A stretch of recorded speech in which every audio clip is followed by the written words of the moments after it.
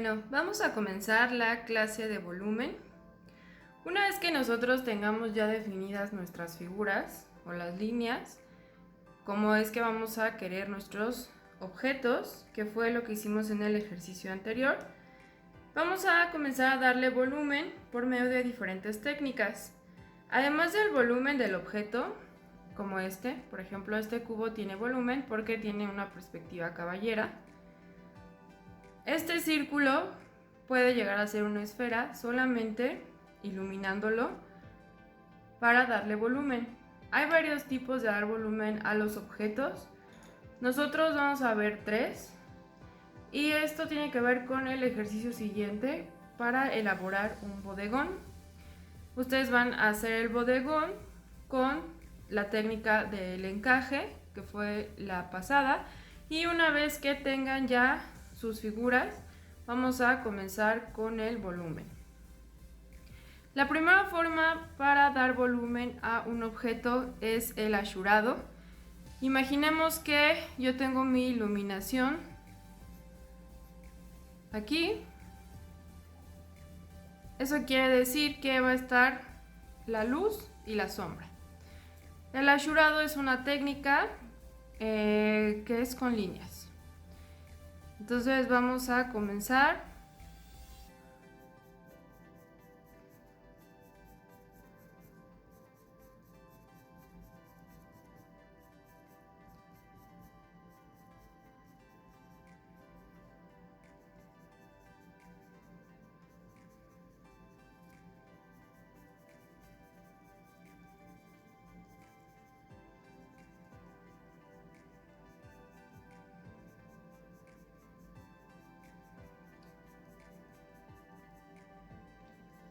Debemos tener en cuenta al momento de aplicar el volumen, la presión que vamos a ejercer sobre nuestro papel. A mayor presión, más intensidad del lápiz.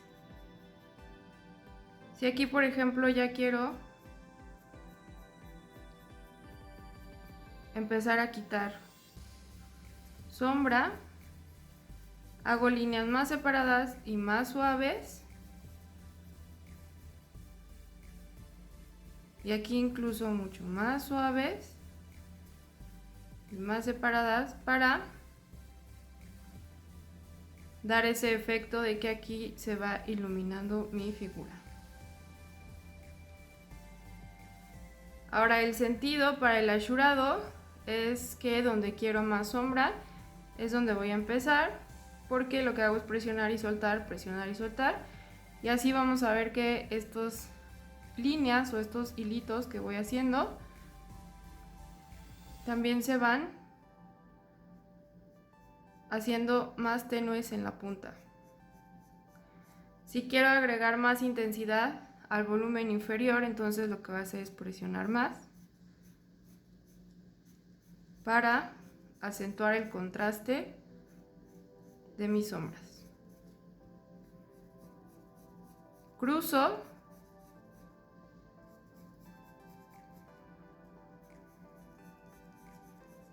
para saturar más de pigmento mi papel. Y luego voy separando. Ya no voy a presionar tanto para dar ese efecto degradado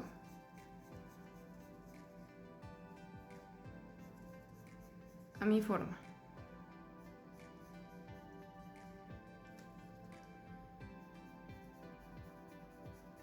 Esta va a ser la parte baja. Supongamos que es la que tiene más sombra.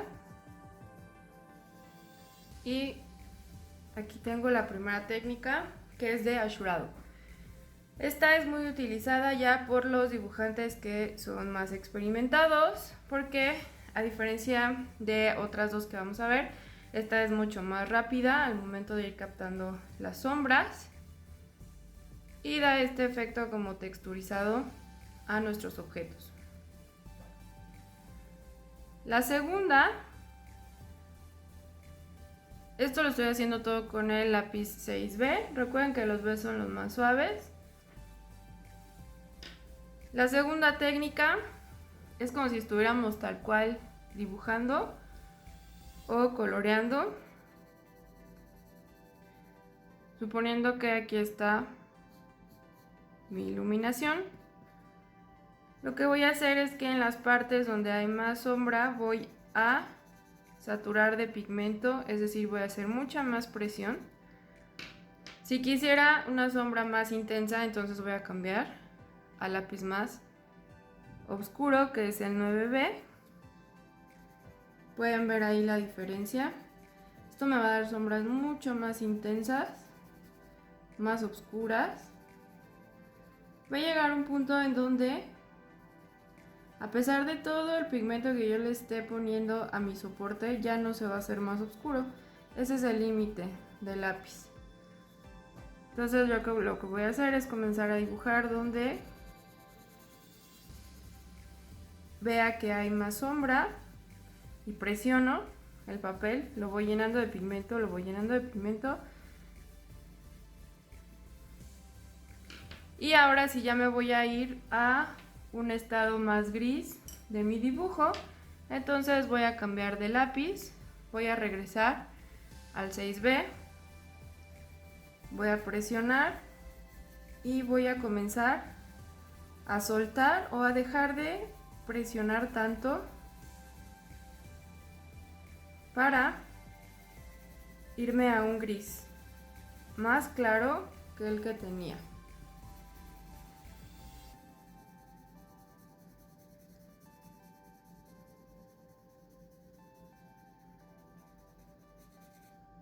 Y aquí ya vamos viendo cómo se va haciendo el degradado. Ahora, suponiendo que esto va a quedar más blanco, voy a delimitar ahí que este es como el brillo, ¿no? Si fuera una esfera de algún material liso, voy a tener un brillo intenso y nos va a servir de guía. Ahora lo que voy a hacer es soltar aún más el lápiz, donde ya casi no voy a presionar absolutamente nada. Muy tenue, casi no hago nada de presión. Y en estas partes donde se juntan las dos tonalidades de gris, para juntarlos voy a iluminarlo y voy a soltar. Aquí ya casi nada voy a presionar para que me quede más claro. Aquí presiono un poco más y aquí presiono un poco más.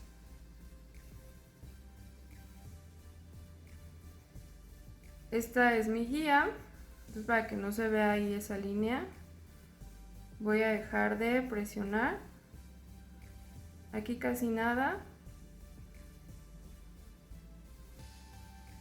hasta dejar en blanco esa parte que es la luz. Y así voy a obtener, con la segunda técnica de volumen, este efecto degradado. Ok, la tercera es muy parecida, pero esta tiene que ver más, en vez de iluminar y del achurado que son líneas, aquí lo que voy a hacer son como circulitos, bueno, más bien ovalitos. Es importante que cuando ustedes estén trabajando vayan girando de vez en vez su lápiz. Cuando sienten que a lo mejor ya va perdiendo esa forma y ya lo van sintiendo como muy suavecito, entonces lo vamos girando para que empecemos a desgastar el lápiz uniformemente. Aquí es más o menos como el iluminado, pero si se dan cuenta no estoy cerrando tanto. Sí, es más como si estuviéramos haciendo rollitos. Voy a poner mi luz aquí. Y lo que voy a hacer también, digamos que la clave de esto es la presión que vamos a ejercer en nuestros lápices. Recuerden que a mayor presión, más intensidad de grafito se va a impregnar en mi papel. Entre menos presione yo y casi apenas lo esté rozando, se van a hacer colores más claros. Ahora yo tengo aquí el 6B, pero quisiera obtener un gris un poco más claro. Esto fue lo que la presión del 6B más tenue que yo pude hacer me dio. Entonces voy a cambiar a el 2B. Si yo casi no presiono el 2B, entonces me va a dar un gris mucho más claro. A este lo voy a hacer un objeto opaco, es decir, no le voy a poner una luz tan intensa como los demás, pero voy a regresar de nuevo al 6 y voy a presionar.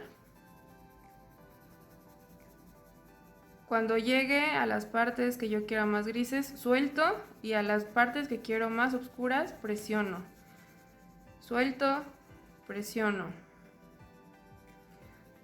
Esta parte tiene que quedar mucho más sombreada porque casi no le da la luz, entonces voy a cambiar al 9B y voy a presionar. Presiono, presiono, hasta que se impregne mi papel de grafito lo más que me pueda dar el lápiz y yo pueda ver la intensidad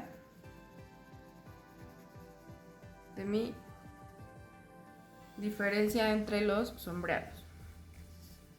Estas son las 3 técnicas que vamos a ver para darle volumen. Estas dos se las recomiendo ya cuando hayan perfeccionado su técnica, porque si no lo hacemos bien se puede ver como un poco desordenado. Entonces, para el ejercicio del bodegón vamos a utilizar esta, que es como si estuviéramos iluminando tal cual con colores de madera, pero con los lápices. Y recuerden que la intensidad del grafito es la que nos va a dar ese efecto de sombra y lo que al final nos va a dar el volumen.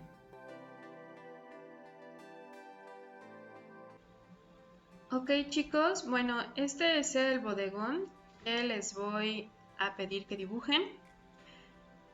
Tengan en cuenta las sombras y las luces de cada uno de los objetos. Por ejemplo, aquí pueden ver que hay un leve degradado. Aquí también están las sombras de la pera y las luces de la pera. El mango, a lo mejor si pueden darle también este efecto de la textura que tiene el mango. Si se les complica un poco, entonces vamos a concentrarnos solamente en las luces y en las sombras. La taza, miren como tiene muy marcada la diferencia de tonalidad en esta parte. Aquí de plano sí está muy oscura. Y aquí, por ejemplo, sí está ese efecto como de degradado solo en esta parte. El borde es mucho más claro. En este caso de los troncos, a lo mejor no es necesario que hagan las texturas como tal, pero sí vamos a tratar de respetar, por ejemplo, estas formas y estas luces que tiene aquí, estas luces y sombras que se le hacen en este borde. Para esta madera, también hagan primero lo que es el encaje del objeto y luego ya lo pueden iluminar. Vean que se tiene que apreciar la diferencia entre una tonalidad y otra. Esta plana les va a quedar muy oscura, la van a tener que hacer con el 9B. Y también el plátano tiene como este efecto muy marcado de luz y sombra en esta parte también. Y la plantita, esta también hay que hacerla a lo mejor no tan detallada, pero vamos a tratar de asemejarla lo más posible a la fotografía.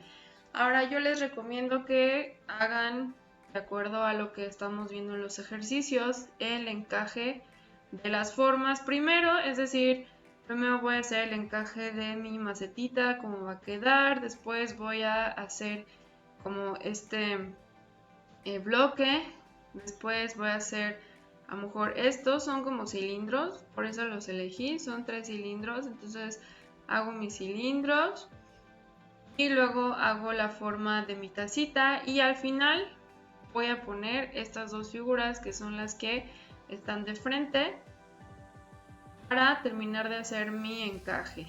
Recuerden que pues, probablemente estas figuras van a tener líneas guía en la parte de atrás. Si me estorban se las puedo borrar.